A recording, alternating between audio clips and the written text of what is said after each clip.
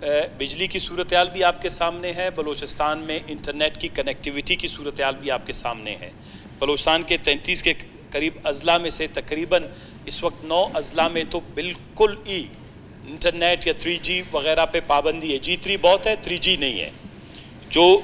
تو ہمارے جو نوجوان ہیں کورونا کے باعث تعلیم کے حوالے سے ایک بہت بڑا جو مسئلہ درپیش آیا، ہم اسی لیے ہمیشہ کہتے تھے، آپ کو یاد ہوگا پہلے دن کے اسمبلی کے اجلاس میں ہم آئے، ہم نے کہا پیسے جو ہیں بلوچستان میں، جو بلوچستان کے وسائل ہیں، وہ بلوچستان میں تعلیم پہ، ٹیکنالوجی پہ، ایڈوانسمنٹ پہ، انفارمیشن ٹیکنالوجی پہ، تاکہ دنیا کے جو ہے دیگر قوموں کے برابر ہم آ سکے۔ اور اس کا اندازہ ہمیں ہو گیا کہ جب ایک کرونا آیا تو ہمارے ہاں کنیکٹیویٹی کی یہ صورتحال ہے کہ ہم اپنے بچوں کو کہتے ہیں گھر میں بیٹھ کر آن لائن کلاسز لیں، جب وہ اگر کسی کے پاس ہے سہولت، نیٹ ہے تو بجلی نہیں ہے، بجلی ہے تو نیٹ نہیں ہے۔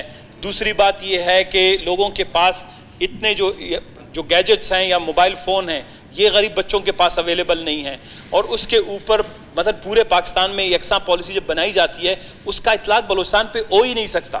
بلوچستان کے زمینی حقائق پاکستان سے مختلف ہیں، غربت کے اعتبار سے، ٹیکنالوجی کے حوالے سے۔ کیسکو ابھی میں کوئٹہ میں خود جب بیٹھتا ہوں رات کو کام کرتا ہوں، 6 سے 7 گھنٹے لوڈ شیڈنگ ہوتی ہے۔ ہم کوئٹہ میں بیٹھ کے میں انٹرنیٹ پہ اپنا کام نہیں کر سکتا اتنی سہولیات کے باوجود، تو آپ اندازہ کریں کہ ایک عام بچہ، ایک عام نوجوان، ایک عام بچی اور ہماری بیٹی، وہ کیسے بلوچستان میں آن لائن ایجوکیشن سے فائدہ لے۔ حکومت بلوچستان کو HEC کے ساتھ اس مسئلے کو سنجیدہ بنیادوں پر دیکھنا چاہیے۔ حکومت بلوچستان کو اس پہ ایک ایمرجنسی میٹنگ بلانی چاہیے تھی۔ حکومت بلوچستان کو تمام کالجز کو اسپیشل پیکیجز دینے چاہیے تھے، ایمرجنسی بیسس پہ پیسے ریلیز کیے جانے چاہیے تھے اگر بچوں کو آن لائن پڑھانا ہے۔ تمام بچوں کو جس طرح اگر آپ بے نظیر انکم سپورٹ پروگرام سے یا 70 کروڑ 80 کروڑ پر راشن قیمت میں دے سکتے ہیں، ہم بچوں کو کہتے وہ اپنے فون نمبر بیچتے، آپ ان کو 5 سے 10 ہزار کا آن لائن پیکیج بیچ دیتے۔ پاسبلٹیز ہیں، خدا نے بہت کچھ دیا ہے بلوچستان کو، ہم اپنے بچوں کے لیے بہت کچھ کر سکتے تھے، کبھی مل بیٹھتے نہیں ہیں، کبھی ان چیزوں پہ بات نہیں کرتی۔ رہی BMC کی بات، ملک نصیر صاحب نے آپ کے ساتھ کی، سر ہمارے لیے BMC کے اساتذہ، BMC کے اسٹوڈنٹس کے ساتھ ہم نے یہ وعدہ کیا کہ 1 سے 1.5 مہینے میں آپ کا امینڈمنٹ بل یہاں پر آ جائے گا۔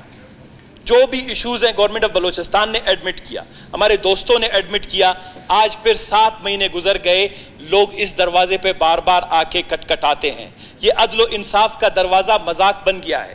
اس کو آن لائن کلاسز کے لیے بچے آتے ہیں، اٹھا کے لے جاؤ ان کو۔ BMC پہ آئے ہیں، ملک نصیر صاحب نے کہا بھوکے ہیں پیاسے بیٹھے ہیں، ان کو آپ پوچھتے نہیں ہیں۔ پرائیویٹ اسکولز کے حوالے سے کوئی بچے جو یہاں پہ جو ان کے ساتھ ساتھ احتجاج کر رہے ہیں، یہ میرے خیال میں ہماری ذمہ داری ہے کوئی ان سے بات کرے، کوئی طریقہ نکالیں، ہم ان کو انسینٹیو دے سکتے ہیں۔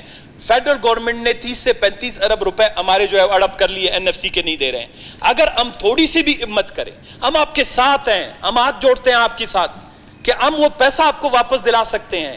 یہ پیسہ 30 سے 35 ارب روپے ان پرائیویٹ اسکولوں کو جا سکتا تھا، ان بچوں کی انٹرنیٹ کنیکٹیویٹی، ٹیکنالوجیکل ایڈوانسمنٹ کی طرف جا سکتا تھا، یہ BMC کے مسائل کی طرف جا سکتا تھا۔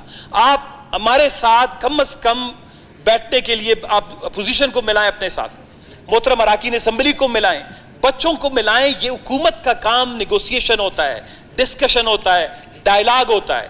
تو آپ نے صحیح کہا، فنانس منسٹر صاحب سے میں ان سے گزارش کرتا ہوں کہ خدا را ان معاملات کو اس طرح خراب ہونے نہیں دیں۔ لوگوں کا اعتماد حکمرانی اور ان اداروں سے اٹھتا جا رہا ہے، لوگ اسمبلیوں سے اعتماد اٹھتا جا رہا ہے، اس لیے لوگ دوبارہ میدانوں کا اور پہاڑوں کا رخ کرنے لگے۔ جی شکریہ سر، تھینک یو جی۔